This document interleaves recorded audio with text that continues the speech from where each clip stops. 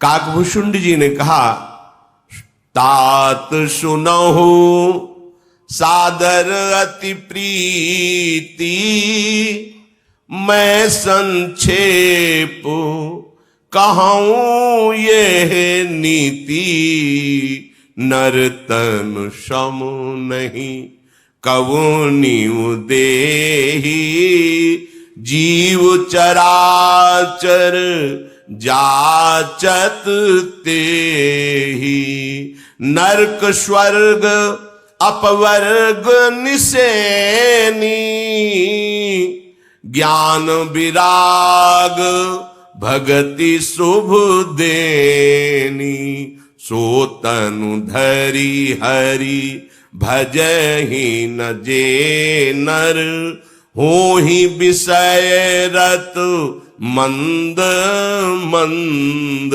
तर, कांच की रची बदले तेले ही, करते डारी परस मनि देहि। काकभूषुंड जी ने कहा, मनुष्य शरीर के समान कोई शरीर नहीं है। जगह जगह शास्त्रों में महिमा पाई गई, दुर्लभो मानुषो देहो, बड़े भाग पाई सत्संगा, सेवक जी संसति माज बरियाई के पायो, मानुष देह वृथा कत डारत, बड़ी महिमा है।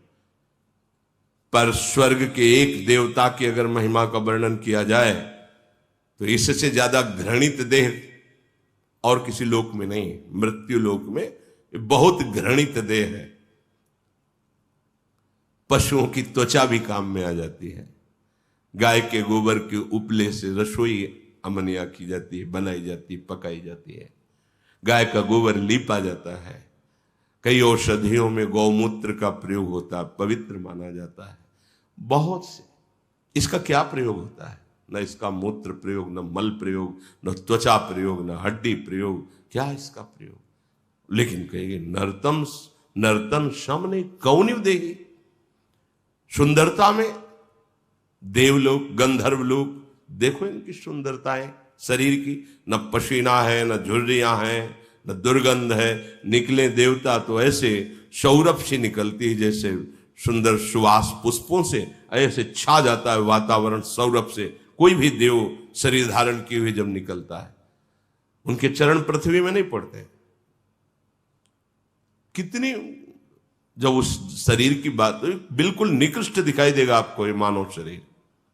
इसमें एक केवल खास बात, बस केवल एक, भोग।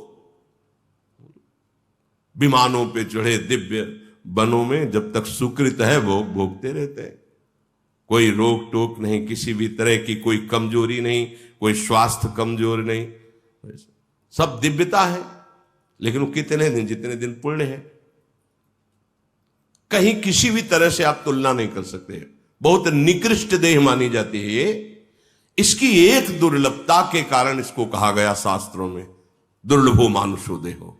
वो क्या बोले, चराचर जीव याचना करता है कि मुझे एक बार मनुष्य बना दिया जाए, क्योंकि इससे आप बुरे आचरण करके नरक जा सकते हो, शुभ आचरण करके स्वर्ग जा सकते हो, और ज्ञान प्राप्त करके मोक्ष प्राप्त कर सकते हो, और वैराग्य भक्ति प्राप्त करके प्रेम प्राप्त कर, जो चाहो प्राप्त कर सकते हो इस मनुष्य शरीर में।